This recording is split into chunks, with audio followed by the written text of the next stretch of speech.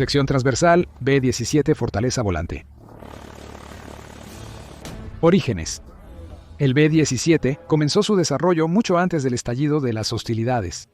En los años 30, el cuerpo aéreo del ejército necesitaba un gran bombardero de 4 motores, uno que pudiera ser llamado a la defensa de América si una flota enemiga iba a invadir desde un rincón distante como Hawái, Alaska o Panamá. Con este fin, la compañía de aviones Boeing creó el primer prototipo ya en 1935. En 1937 hubo una producción limitada, por lo que cuando Estados Unidos entró en el conflicto en 1941, ya había una pequeña pero creciente flota de la aeronave.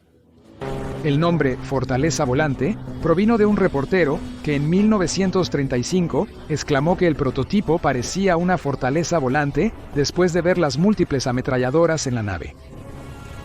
Variantes y números. A lo largo de los años, el diseño básico del B-17 fue mejorado varias veces.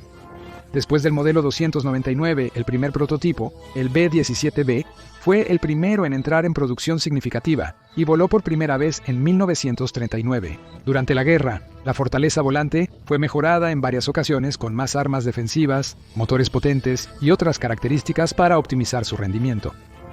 Se considera que el B-17G es la variante definitiva de la Fortaleza Volante, con más de 8.600 fabricados antes de que finalizara la producción. En total, se fabricaron alrededor de 12.700 de todas las variantes, principalmente por Boeing, pero también por los fabricantes Douglas Aircraft y Vega, que era una subsidiaria de Lockheed. Además de su papel como bombardero, se idearon varios otros patrones utilizando el marco del B-17.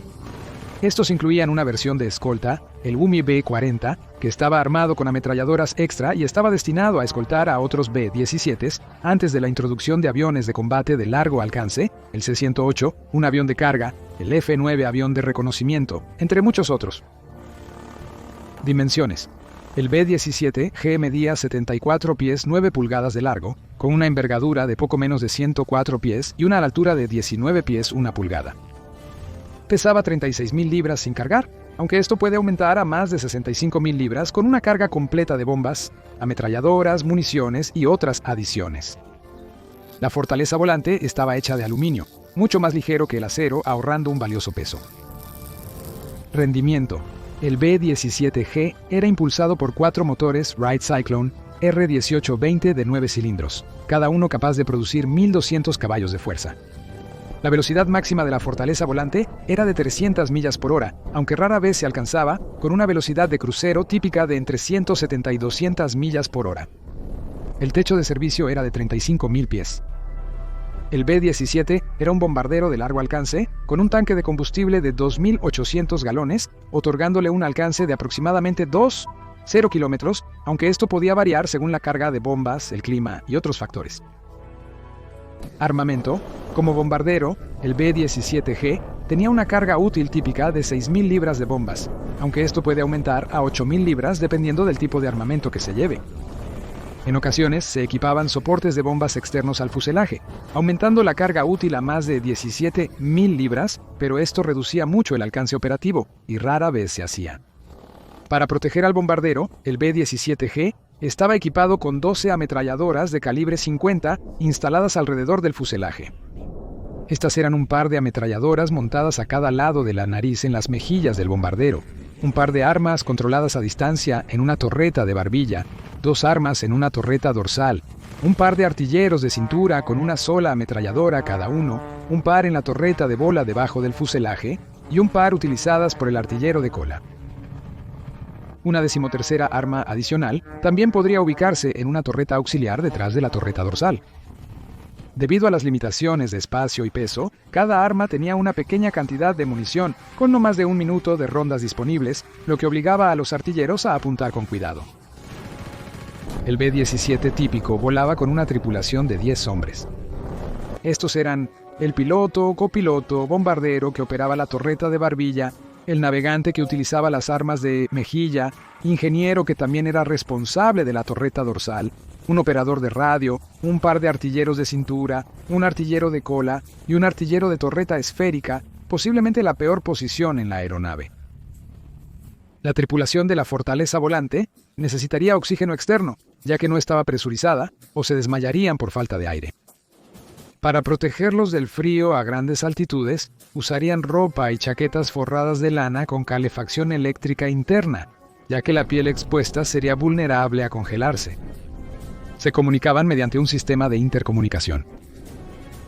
La mira de bombardeo Norden, para que las misiones de bombardeo del B-17 fueran efectivas, necesitaba poder entregar su carga de manera precisa desde grandes altitudes. Por esta razón, la fortaleza volante estaría equipada con la mira de bombardeo Norden. Entró en producción en 1932, reemplazando la mira de bombardeo Sperry One. Había diferentes versiones de la mira de bombardeo, pero todas operaban bajo el mismo principio básico. Cuando el bombardero se aproximaba al objetivo, el artillero en la proa activaría la mira de las bombas.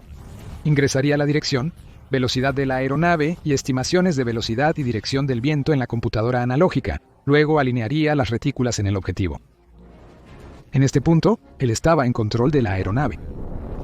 Los giroestabilizadores mantendrían nivelado al bombardero y el sitio contaba con un mecanismo integrado de liberación de bombas, permitiendo soltar la carga útil justo sobre el objetivo, ya que un retraso de segundos podría significar perderlo por completo.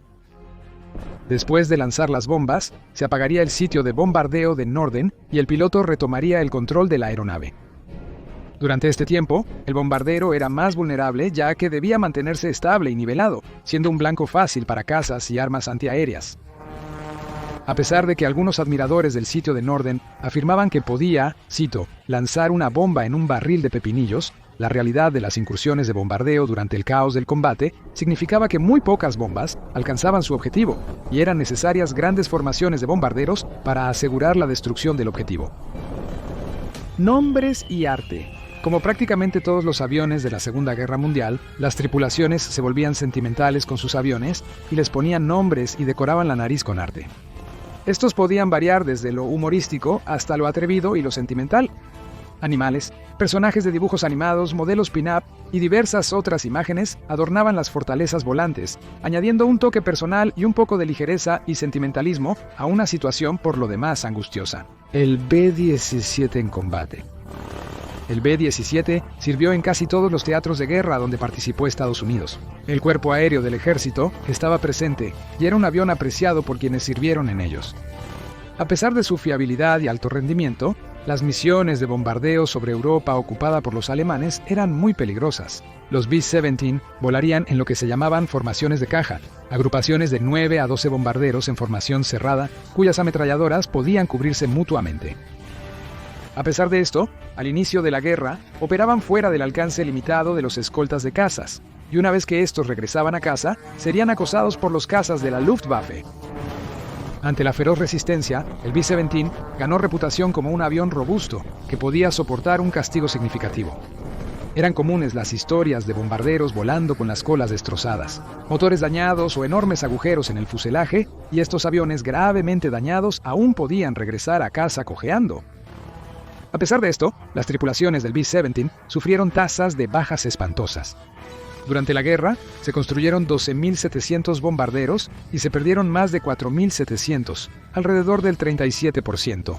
En 1943, la esperanza de vida para una fortaleza volante y su tripulación era de alrededor de 11 misiones, muy por debajo de las 25 necesarias para completar una gira. A pesar de estas tasas, las misiones de bombardeo cobraron su precio en la industria alemana, deteniendo su máquina de guerra hasta un punto muerto. Las lecciones aprendidas durante estas misiones dieron lugar al B-29 Superfortaleza, que hizo obsoleto al B-17. Tras la guerra, los B-17 restantes se utilizaron hasta los años 50 para reconocimiento, entrenamiento y como avión de carga. De los miles producidos, solo quedan intactas unas pocas docenas de fortalezas voladoras, principalmente como piezas de museo, y muy pocas están en condiciones de volar, pero estas han sido puestas en tierra por preocupaciones de seguridad, terminando la carrera de uno de los aviones más famosos de la historia. Bombardero Avro Lancaster, sección transversal, Segunda Guerra Mundial. Volando bajo en el cielo nocturno, el bombardero británico Avro Lancaster cruzó silenciosamente el Canal de la Mancha en ruta hacia Alemania, llevando la lucha directamente al corazón del país durante los últimos 3 años de la Segunda Guerra Mundial. El nacimiento del Lancaster. El Avro Lancaster británico era un bombardero pesado que se utilizó principalmente como bombardero nocturno durante la Segunda Guerra Mundial y encabezó la campaña de bombardeo estratégico de los aliados, ideada por el comandante en jefe de Bomber Command de la Real Fuerza Aérea Arthur Bomber Harris contra la Alemania nazi. Concebido como la respuesta a los problemas con el Avro Manchester, el Lancaster fue diseñado por Roy Chadwick y el equipo de Avro, con el primer prototipo desplegado en enero de 1941. Un año después, en marzo de 1942, se utilizó operativamente por primera vez, en una producción que duró hasta 1946. Necesitando una tripulación de 7 hombres, se construyeron más de 7.377 Lancasters, requiriendo la participación masiva de 1.100.000 hombres y mujeres en su producción a través de 920 empresas. Solo 3.445 Lancasters sobrevivieron a la guerra, ya que generalmente solo lograban 21 misiones antes de perderse en acción. Aunque su uso más importante fue durante la guerra, el Lancaster fue reacondicionado y mejorado después de esta, continuando su servicio en el Comando de Bombarderos de la Real Fuerza Aérea y la Real Fuerza Aérea Canadiense, realizando estudios aéreos y vuelos de larga distancia, entre otras tareas. Para cuando se retiró en 1954 y fue reemplazado por el mejor desarrollado Avro Lincoln, se habían creado 15 variantes del diseño original. Ahora solo quedan 17 Lancasters, con solo 2 capaces de volar. Uno de ellos vuela en formación con un Spitfire y un Hurricane en el vuelo conmemorativo de la Batalla de Gran Bretaña en espectáculos aéreos en Gran Bretaña y eventos especiales. La composición de Lancaster Mk-1. El bombardero Lancaster medía 69 pies y 6 pulgadas de largo. Tenía una envergadura de 102 pies y su altura llegaba a 20 pies, 6 pulgadas desde el suelo. El Lancaster era más pesado que el avión promedio, y mucho más pesado que el bombardero alemán estándar de la época, pesando más de 2 veces más. Cuando estaba vacío, el avión pesaba aproximadamente 36.900 libras, o 16.738 kilos, pero era capaz de llevar casi todo su peso nuevamente, siendo capaz de transportar 33.100 libras, o 15.114 kilos en combustible y bombas. Esto también implicaba que era uno de los pocos aviones capaces de transportar las bombas más grandes de la Real Fuerza Aérea, incluyendo los letales Bunker Busters de 12.000 libras. Estas características también permitieron la redada de los Dam Boosters, llamada Operación Chastis, que no habría sido posible sin la superior capacidad del Lancaster para cargar bombas. Modificado para llevar la bomba rebotante del ingeniero Barnes Wallace, era el único avión capaz de realizar la misión gracias a su larga bodega de bombas. Motores. El Lancaster estaba impulsado por 4 motores de pistón líquido, refrigerado Rolls-Royce Merlin 20-12, que accionaban unidades de hélice de 3 palas. Cada uno podía generar hasta 1.280 caballos de fuerza y 954 kilovatios de potencia. A 15.000 pies, podía navegar a 322 km por hora, pero también tenía una velocidad máxima de 443.4 km por hora. 6 tanques de combustible en las alas podían contener 2.154 galones de combustible, promediando casi 1 galón utilizado por milla. Con una carga de bombas de 7.000 libras, su alcance era de 2.530 millas, y el Lancaster tenía un techo de servicio de 24.500 pies, una gran mejora sobre el motor Avro de Manchester. Pero a medida que la guerra avanzaba, la producción de motores se dificultó por la escasez de suministros, y se recurrió a la variante del Lancaster del Hércules británico, que usaba motores radiales refrigerados por aire. Sin embargo, estos eran muy inferiores, así que el problema se resolvió importando motores Merlin nuevos desde Estados Unidos, después de que se unieron a la guerra. Esta popular variante del motor Merlin también se usó en otros aviones de la Real Fuerza Aérea, como los cazas Hawker Hurricane y Spitfire. Mirillas de bombardeo. Al principio, los Lancaster utilizaban la mira de bombardeo de ajuste de curso Mark 9, también llamada CSBS.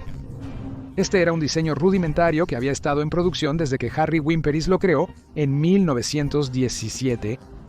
Implicaba mirar a través de cables que debían ajustarse manualmente, lo que significa que carecían de flexibilidad y adaptabilidad. Pero para 1943, esto fue reemplazado por la mira de bombas basada en vectores Mark 14, ahora reconocida como la primera mira de bombas moderna. Permitía al apuntador ingresar datos al inicio del vuelo y a una computadora calcular y ajustar automáticamente la trayectoria de las bombas durante las misiones. Esto fue crucial para que el Lancaster fuera clave en los bombardeos nocturnos. Tripulación. Algo que a menudo se olvida en las películas de guerra y en los medios es la edad real del soldado promedio. Aunque un poco mayores que los que iban a pie, las tripulaciones de bombarderos estaban compuestas por 7 hombres apenas adultos con una edad promedio de solo 22 años. Cada uno desempeñaba un rol distinto en el vuelo. El piloto volaba el avión como líder, mientras que el ingeniero encargado del motor se sentaba a su lado. Detrás se sentaban el navegante, quien trazaba el curso del avión, y el operador de radio, quien monitoreaba los mensajes. Los otros 3 tripulantes operaban las armas. El bombardero, sentado al frente, hacía de artillero de proa, guiando el avión, mientras los 2 últimos operaban como artilleros trasero y medio. De la tripulación, el artillero trasero tenía menos probabilidades de sobrevivir, ya que estaba separado de su paracaídas. En caso de abandono, debía acceder y ponerse correctamente el paracaídas antes de salir del Lancaster. Armamento. El Lancaster estaba armado con 8 ametralladoras Browning de calibre .303 pulgadas en 3 torretas accionadas hidráulicamente. 2 estaban en la torreta de la nariz, 2 en la columna vertebral dorsal y 4 en la torreta de cola motorizada. A diferencia de los bombarderos estadounidenses, el Lancaster excluyó una torreta ventral, aunque algunas variantes la tenían, pero fueron eliminadas en 1942 por su poco éxito. Descargar. La singularidad del Lancaster residía en su capacidad para llevar bombas, superando a cualquier otro avión en la Segunda Guerra Mundial, permitiendo incursiones y ataques nocturnos superiores sobre Alemania. En total, el Lancaster tenía una bodega de bombas de 33 pies de largo y era capaz de llevar una carga de bombas de 14.000 libras a una velocidad de 200 millas por hora. Esto también significaba que podía llevar algunas de las bombas de galleta de alta capacidad más grandes, que pesaban entre 1.000 y 4.000 libras. Además de estas, el Lancaster llevaría bombas incendiarias de alto explosivo, de propósito general, de caja mediana o más pequeñas, como 24 bombas incendiarias de 30 libras o 236 de 4 libras. Posteriormente, modificaron las puertas de la bodega de bombas del Lancaster para poder transportar bombas HC aún más grandes de 8.000 y 12.000 libras. El problema de la carga de bombas y las puertas de la bodega era la falta de una ruta de escape sencilla para la tripulación. La escotilla del Lancaster, siendo más pequeña y difícil de salir, especialmente con paracaídas, resultaba en una tasa de abandono exitosa de solo el 15% para las tripulaciones afectadas, comparado con hasta un 25% en los Halifaxes y un 50% en los bombarderos americanos.